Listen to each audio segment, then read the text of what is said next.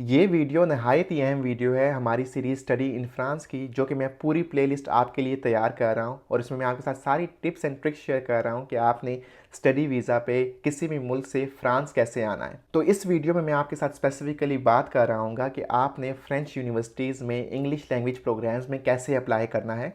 इससे पिछली वीडियो में मैंने आपके साथ शेयर किया था कि आपने इंग्लिश लैंग्वेज के प्रोग्राम्स कैसे ढूंढने हैं जो कि आपकी फील्ड से रिलेटेड हों, और मैंने आपको एक टास्क दिया था उस वीडियो के एंड में कि आपने अपने लिए 6 से 8 प्रोग्राम्स ऐसे ढूंढने हैं जो कि आपके फील्ड से रिलेटेड हो और उसमें आप अप्लाई करना चाहते हो और उसके थ्रू आप फ्रांस आना चाहते हो। तो आई होप कि आपने अभी तक वो प्रोग्राम ढूंढ लिए होंगे। और साथ ही मैं आपको ये बताता चलूँ कि ये वीडियो थोड़ी सी डिटेल में है, क्योंकि इसमें मैं आपके साथ स्क्रीन शेयर करके आपको एग्जैक्ट तरीका बता रहा हूँ कि आपने कैसे कैसे अप्लाई करना है उन यूनिवर्सिटीज़ में, उन प्रोग्राम्स में, और आपने किन किन पोर्टल्स पे अपना अकाउंट बनाना है। तो इस पोर्टल्स में थोड़े से टेक्निकल ग्लिचेस हैं जो कि आपको अवॉइड करने हैं और वो अकाउंट क्रिएशन में प्रॉब्लम्स आपकी पेश आती है। तो मैं आपको आज इस वीडियो में बता रहा हूँ कि उन प्रॉब्लम्स को कैसे अवॉइड भी करना है ताकि आपका अकाउंट सक्सेसफुली बने और आगे आप सक्सेसफुली इन प्रोग्राम्स के लिए अप्लाई करें। बिफोर मैं इस वीडियो में जंप करूँ, मैं आपको पहले कुछ चीज़ें क्लैरिफाई कर दूँ जो कि बहुत ही इंपॉर्टेंट है इस सारे प्रोसेस में। और वो चीज़ें ये हैं कि सबसे पहले फ्रांस के एडमिशन कब स्टार्ट होते हैं। तो आपको पता होना चाहिए कि फ्रांस के एडमिशन जो हैं वो सितंबर एंड अक्टूबर से स्टार्ट होते हैं, लेकिन आपके माइंड में ये चीज़ पहले मैं बता दूं कि आप उस डेडलाइन का और इस स्टार्टिंग डेट का इंतज़ार ना करें, ज़्यादा अभी से अपनी एप्लीकेशन पे काम शुरू करें।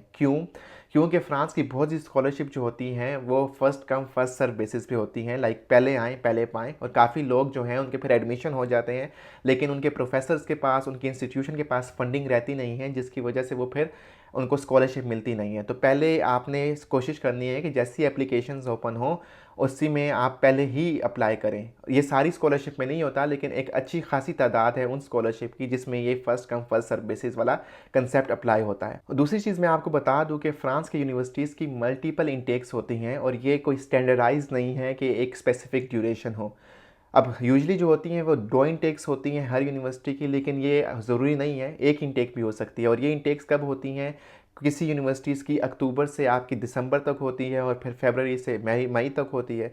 कुछ यूनिवर्सिटीज़ की जनवरी से स्टार्ट होती है, मार्च तक रहती है और फिर मई से अप्रैल से मई तक रहती है। सो मल्टीपल इंटेक्स होती हैं और ये आपकी यूनिवर्सिटी तो यूनिवर्सिटी में डिपेंड करता है और ये वेरी कर सकती हैं। तो ये इस तरह की कोई स्टैंडर्डाइज चीज़ नहीं है। लेकिन मैं आपको इसके साथ एक तीसरी चीज़ बता दूं कि बहुत सी स्कॉलरशिप, जैसे मैंने आपके साथ प्रीवियस स्कॉलरशिप शेयर की आईफल एक्सीलेंस, उनकी जो डेडलाइन होती है वो आपकी जनवरी में ही होती है। तो आपको पहले ही अप्लाई करना होता है और बहुत सी यूनिवर्सिटीज़ आपके पेज पे लिख भी देती हैं जब वहाँ पे इंस्ट्रक्शन प्रोवाइड कर रहे हो कि अगर आप इस तरह की स्कॉलरशिप के लिए आप इंटरेस्टेड हैं तो आप पहले ही इनटेक जैसे अक्टूबर नवंबर होती है उसी में अप्लाई करें। तो बहुत सी यूनिवर्सिटीज़ ऐसी होती हैं जिनकी इनटेक अगर अगले साल होती है, जैसे जनवरी फरवरी में, और डेडलाइन स्कॉलरशिप की जनवरी हो, तो आप उन यूनिवर्सिटीज़ में अगर अप्लाई करेंगे तो शायद आपका एडमिशन तो हो जाए लेकिन फिर आप स्कॉलरशिप के लिए आप एप्लीकेबल नहीं होंगे और आपको स्कॉलरशिप नहीं मिलेगी। तो आपने क्या करना है कि first come first serve basis पे होती हैं ये जो स्कॉलरशिप बहुत सी यूनिवर्सिटीज़ की, तो उसमें कोशिश यही करना है कि आप पहले ही अप्लाई करें जैसे ही आपका एडमिशन ओपन हो, जैसे ही आपकी स्कॉलरशिप ओपन हो। Okay, so let's jump the topic now. So सबसे पहले काम आपने क्या करना है कि आपने एटुडी फ्रांस की वेबसाइट पे जाना है। और एक चीज़ मैं आपको बता दूं कि इस वेबसाइट पे काफ़ी ग्लिचेस आपको नज़र आएंगे जो कि मैं इस वीडियो में कवर कर रहा हूँ।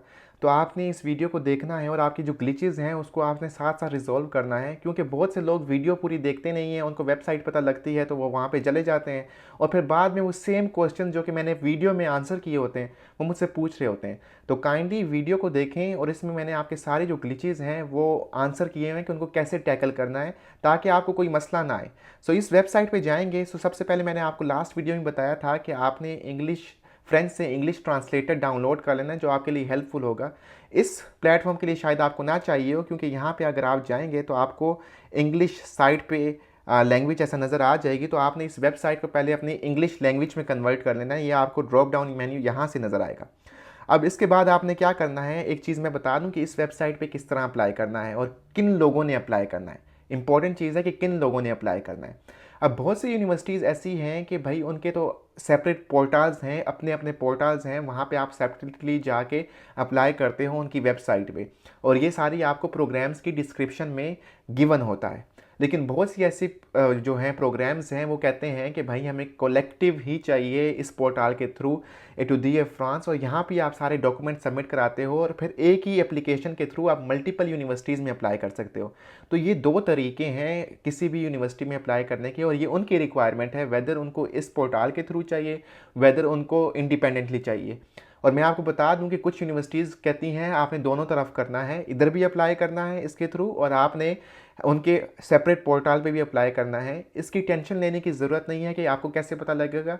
ये जो प्रोग्राम की डिस्क्रिप्शन है उसमें आपको डिटेल मिलेगी, और इंशाल्लाह मैं आपको आने वाली वीडियोज़ में ये और डिटेल से बता रहा हूँ अगर थोड़ी सी फिर भी कन्फ्यूजन रहती है जब हम स्पेसिफिकली एक एक प्रोग्राम्स को देख रहे हों।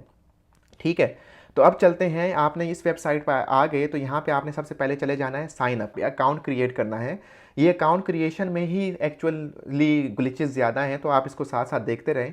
तो साइन अप पे आप जाएंगे तो शायद आपको जो है वो अब ये फ्रेंच में आए सारा कुछ, आपको इंग्लिश में ना आए। तो एक्सटेंशन इस वजह से ज़रूरी है कि आपके पास डाउनलोड हो। अगर आपके लैपटॉप में नहीं हो रही डाउनलोड, जैसे मैंने आपको लास्ट टाइम बताया था कि आप क्रोम पे जाके लिख लें फ्रेंच टू इंग्लिश ट्रांसलेशन, तो आपके पास आ जाएगा ये ऑप्शन। अगर नहीं आता फिर आप इस मेरी वीडियो को ही देखते रहें ताकि आपको पता हो कि आपने अकाउंट में बनाना क्या है। सो सबसे पहले आप जिस मुल्क से भी बिलोंग करते हैं तो आपने उस मुल्क का यहाँ पे कैंपस फ्रांस पाकिस्तान लेट से ढूंढ लेना है। अगर आप किसी मुल्क से बिलोंग करते हैं तो आपने अपने मुल्क का सेलेक्ट करना है, तो यहाँ पे पाकिस्तान आपके पास स्पेस आ जाएगी, तो उसके लिए आपने अप्लाई करना है। साथ साथ मैं एक चीज़ करता हूँ कि मैं आपके सामने कैंपस फ्रांस पाकिस्तान की वेबसाइट भी खोल लेता हूँ, जो कि हम प्रीवियसली भी देखते रहे हैं कैंपस फ्रांस की वेबसाइट। और अगर आपको पता नहीं है कि इंग्लिश के प्रोग्राम्स कैसे ढूंढने हैं इस वेबसाइट के ऊपर, तो मेरी प्रीवियस वीडियो आप ज़रूर देखें कि आपको पता लग जाए कि इंग्लिश के प्रोग्राम्स आपने किस तरह सेलेक्ट करने हैं। तो यहाँ पे अब आना है और यहाँ पे आपने ईमेल एड्रेस डाल लेना है, और उसके बाद फिर आपने confirmation of the email address डाल लेना है। फिर आपने last name, first name, gender. अब इसमें ग्लिचेस कहाँ पे आते हैं? ग्लिचेस यहाँ पे आते हैं कि लेट्स से आप जब कंट्री ऑफ नेशनैलिटी देख रहे हो तो यहाँ पे पाकिस्तान का नाम कभी कभार नहीं आता कुछ लोगों को, या फिर आप जब सारी इन्फॉर्मेशन ये फिल कर लेते हैं तो आप इन दोनों को टिक करने के बाद जब आप इसको क्रिएट अकाउंट कर रहे हो तो वो कहता है कि भाई आपको सारे कंडीशन से एग्री करना है वेबसाइट की, लेकिन वो यहाँ पे सिर्फ दो ही होती हैं, यहाँ पे कोई और कंडीशन होती नहीं है, तो मसला आ रहा होता है और वो अकाउंट बन नहीं रहा होता। तो अब आपने क्या करना है कि अगर इस तरह का आपको कोई भी इशू आए तो आपने सीधा जाना है इनकॉग्निटो मोड में। ठीक है, न्यू इनकॉग्निटो मोड में जाना है और आपने सेम प्रोसेस अप्लाई करना है इनकॉग्निटो मोड में, और यहाँ पे फिर आपने अकाउंट क्रिएट करना है। अब मैं ये नहीं कहूँगा कि यहाँ पे आपका मसला हल हो जाए, लाइक 70-80% मसला हल हो जाता है, लेकिन फिर अगर आपका फिर भी यहाँ पे मसला आ रहा है तो फिर आपने कोई और ब्राउज़र ट्राई करना है। लेट्स से सफारी, अगर आप एप्पल यूज़ कर रहे हैं, अगर सफारी नहीं यूज़ कर रहे, कोई और ब्राउज़र है उसमें ट्राई करना है। अगर फिर भी मसला आ रहा है तो फिर आपने ये करना है कि 3-4 दफ़ा आपने रीट्राई करनी है और कोशिश करना है, और इंशाल्लाह आई एम श्योर कि उसके थ्रू हो जाता है, क्योंकि मेरे से भी ये नहीं हो रहा था, मेरा अकाउंट भी नहीं बन रहा था। और मैंने पिछली वीडियो में आपको बताया था कि इस वजह से मैं आपको नहीं बता पा रहा कि ग्लिचेस हैं और वो हर किसी के लिए नहीं होते, स्पेसिफिकली कुछ कुछ लोगों के लिए होते हैं। तो फिर ये है कि मैंने मल्टीपल दफ़ा ट्राई किया, इनकॉग्निटो मोड, डिफरेंट मोड में ट्राई किया, तो फिर मेरा अकाउंट बन गया। तो आपके भी शायद इस तरह का मसला हो, नोटिफिकेशन का एरर आ रहा हो, तो आप 2-3 दफ़ा ट्राई करेंगे तो आपका अकाउंट बन जाएगा। तो जब आपका अकाउंट बन जाए और उसको आप वेरीफाई कर लें तो उसके बाद आपने क्या करना है कि साइन इन पे आना है। अब साइन इन पे आएंगे तो कभी कभार ये कि ऐसा करेगा कि भाई आपका ये साइन इन नहीं कर रहा होगा, आपको कोई प्रॉब्लम आ रहा होगा, वो कहेगा कि भाई जो आपका ईमेल एड्रेस है वो अनरिकग्नाइज्ड है और इस तरह की चीज़ें। तो इसका आपके दोबारा यही करना है कि आपने इनकॉग्निटो मोड में जाना है और आपने वहाँ पे लॉगिन करना है। ओके, सो जब आप लॉगिन करेंगे तो आपको इस तरह की डिटेल नज़र आएगी, और इस तरह की डिटेल आपको शायद फ्रेंच में नज़र आ रही हो, और आपने क्या करना है इसको इंग्लिश में कन्वर्ट कर देना है। तो मैं 2-3 चीज़ें आपको बता देता हूँ कि आप जब अप्लाई कर रहे होते हो इस पोर्टल के थ्रू मल्टीपल यूनिवर्सिटीज़ में, तो इसकी फ़ीस होती है 30,000 रुपये पाकिस्तानी। अब इन 30,000 रुपये आपको देने पड़ते हैं आपकी एप्लीकेशन प्रोसेसिंग के लिए। ठीक है, अगर आपकी एप्लीकेशन जो है वो प्रोसेस हो जाती है और आपकी स्कॉलरशिप लग जाती है तो ये 30,000 रुपये आपको वापस मिल जाते हैं। अगर आपकी स्कॉलरशिप पहले लगी हुई है, आप अप्लाई बाद में कर रहे हो यूनिवर्सिटीज़ में, तो आप अगर अपना स्कॉलरशिप लेटर अटैच कर लेते हो तो आपको ये फ़ीस नहीं देनी पड़ती। तो 30,000 रुपये इसकी फ़ीस है जो आपको रिफ़ंड हो जाती है अगर आपकी स्कॉलरशिप लगी हुई है। तो यहाँ पे आपको पता भी लग जाएगा, ये लिखा भी हुआ है, beneficiaries of a scholarship from a French government, HEC Pakistan और European Union will be exempted from this fee. और साथ साथ ये भी लिखा हुआ है अगर आपका स्कॉलरशिप लगी हुई है तो आप लेटर अटैच कर लें और आपको फ़ीस देने की ज़रूरत नहीं होती। अच्छा, आप क्या करते हो, पहले आप इस पोर्टल के थ्रू अपनी सारे डॉक्यूमेंट सबमिट करवाते हो।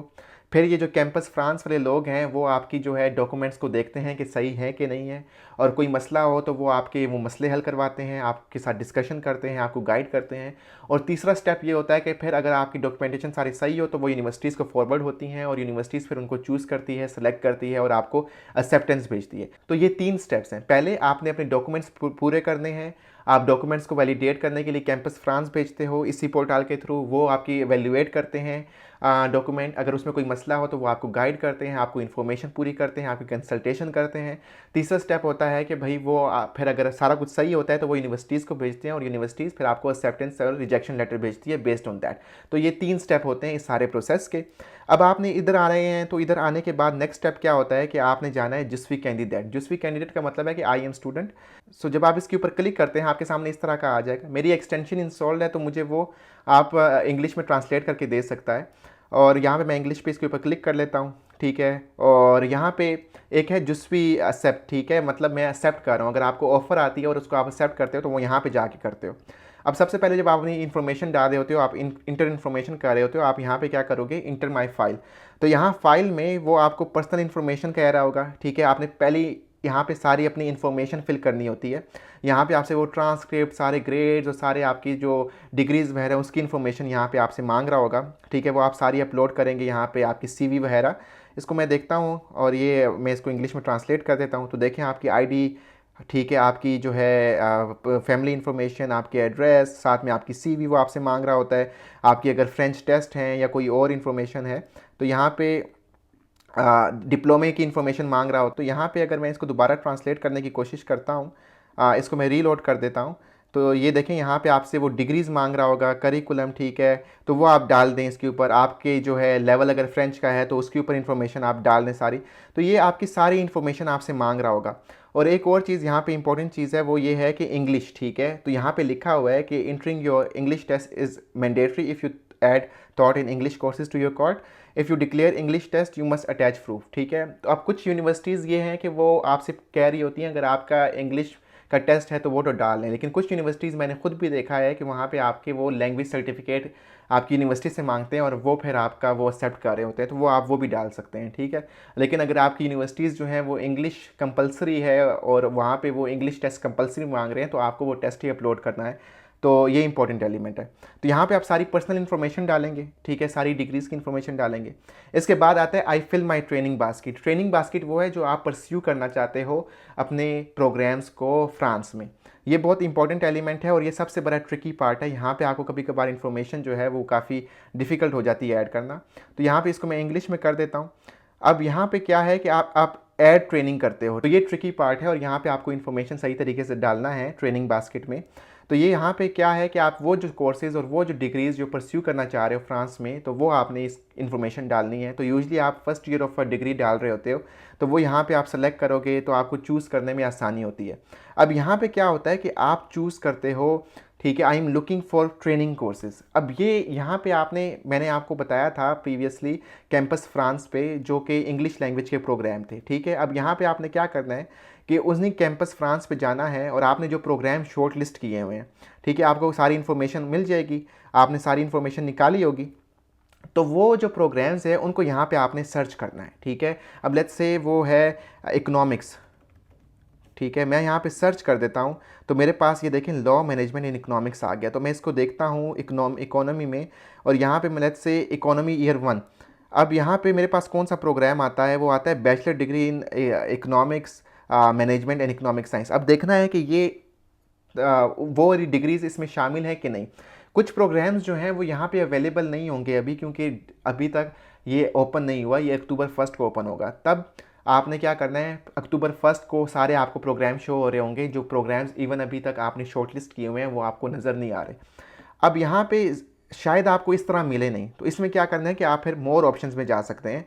कैटलॉग में स्पेसिफिकली देख सकते हैं कि टॉट इन इंग्लिश सेलेक्ट कर सकते हैं। फिर आप उसको एरिया के हिसाब से देख सकते हैं कि भाई यूनिवर्सिटीज़ किस लोकेशन में एडिड हैं, तो उसके अकॉर्डिंगली आप फिर इसको सर्च कर सकते हैं, ठीक है। तो ये सर्च करने का तरीका है। तो आपने जब सर्च कर लिया तो इसको लेट्स से इसको मैं सेलेक्ट करता हूँ, ये मुझे सारी इन्फॉर्मेशन देगा, ठीक है। अब ये बैचलर्स डिग्री है और मैंने क्योंकि वहाँ पे स्पेसिफाई नहीं किया था, मुझे सारी ये वेब की इन्फॉर्मेशन मिल गई है। मुझे पता भी लग गया है कि date of submission of file, ठीक है, कब मैंने सबमिट कराना है, वो है 1/10 तक, ठीक है, 2023। अब ये अपडेट नहीं हुआ, दैट्स वाई 2023 आ रहा है, तो अक्टूबर के बाद ये अपडेट हो जाएगा और ये 2024 हो जाएगा। तो ये आपने सारा कुछ इन्फॉर्मेशन अपने माइंड में रखनी है। यहाँ पे फीस भी रखी हुई है, सारा कुछ आपको आइडिया होना चाहिए कि इस प्रोग्राम में क्या क्या रिक्वायर्ड है। अगर वो लैंग्वेज का बता रहा है तो वो लैंग्वेज भी आपको यहाँ पे सारी इन्फॉर्मेशन गिवन होगी। अब आपने क्या करना है कि इसी के अकॉर्डिंगली आपने जो है अपने डॉक्यूमेंटेशन तैयार कर लेनी है। सो लेट्स से अगर मैं इसको, ये अभी क्लोज है क्योंकि अवेलेबल नहीं है, तो मैं इसको सेलेक्ट करके लेट्स से सेलेक्ट करने की कोशिश करता हूँ, तो ये सेलेक्ट नहीं होगा क्योंकि अभी तक ऑप्शन नहीं है, सही है। तो जब मैं इस प्रोग्राम को सिलेक्ट करूँगा, सो यहाँ पे क्या होगा, जब मैं ट्रेनिंग बास्केट में वापस जाऊँगा तो यहाँ पे मुझे वो सारी ट्रेनिंग शो हो रही होंगी। अब शो हो रही होंगी सारी डॉक्यूमेंटेशन जो आपकी प्रीवियसली अपलोडेड है वो ऑलरेडी जा रहा होगा, लेकिन हर प्रोग्राम का मोटिवेशन लेटर डिफरेंट होगा। तो यानी आपने हर प्रोग्राम के स्पेसिफिकली मोटिवेशन लेटर लिखना है और उसको अपलोड करना है। यहाँ पे जब आपकी सारी ट्रेनिंग्स ऐड हो जाएंगी और उसको आप सबमिट कर लेंगे तो वो कैंपस फ्रांस के पास चला जाएगा और वो फिर आपको एवेल्युएट करके फीडबैक दे रहे होंगे और वो यहाँ पे होगा, आपको जो इन्फॉर्मेशन है वो यहाँ पे आपको मिल रही होगी। लेट्स से यहाँ पे the establishment examine my application, और यहाँ पे वो सारी आपको फीडबैक देख रहा होगा। अगर कोई इन्फॉर्मेशन चेंज होनी चाहिए वो सारी आपको बता रहा होगा, तो फिर आपने वो चेंजेस करनी है। अदरवाइज़ अगर कोई इन्फॉर्मेशन एक्स्ट्रा नहीं चाहिए तो वो आपकी फॉरवर्ड कर देंगे आपकी जो एप्लीकेशन है वो आपकी यूनिवर्सिटीज़ को। अब यूनिवर्सिटीज़ को फॉरवर्ड करने के बाद आपका अगर वो ऑफ़र आती है तो फिर वो ऑफ़र यहाँ पे शो हो रही होगी, आई एम एक्सेप्टेड, ठीक है। फिर आप अपना फाइनलाइज कर रहे होगे प्रोसीजर, और साथ साथ अगर आपकी स्कॉलरशिप लगती है, स्कॉलरशिप साथ साथ अप्लाई भी कर रहे होते हो। जैसे मैंने आपको बताया था कि आईफल एक्सीलेंस स्कॉलरशिप जो होती है वो यूनिवर्सिटीज़ के थ्रू अप्लाई होती हैं, तो यहाँ पे अगर आपको एक्सेप्टेंस मिल भी जाती है और साथ साथ जब आप अप्लाई करते हैं तो साथ साथ ईमेल भी कर दें कि हम उस स्कॉलरशिप के लिए इंटरेस्टेड हैं, ताकि वो दोनों एस्पेक्ट से एवेल्युएट करें। और फिर यहाँ पे आपके पास यूनिवर्सिटी का डिसीजन आएगा और साथ साथ फिर आपको बाद में या ईमेल के थ्रू आएगा या फिर ऑफर लेटर में आएगा कि भैया आपको वो स्कॉलरशिप मिली है या नहीं मिली, और फिर उसके बेसिस पे आप फिर अपने आप को फाइनलाइज कर रहे होगे कि यार मैंने आना है कि नहीं आना।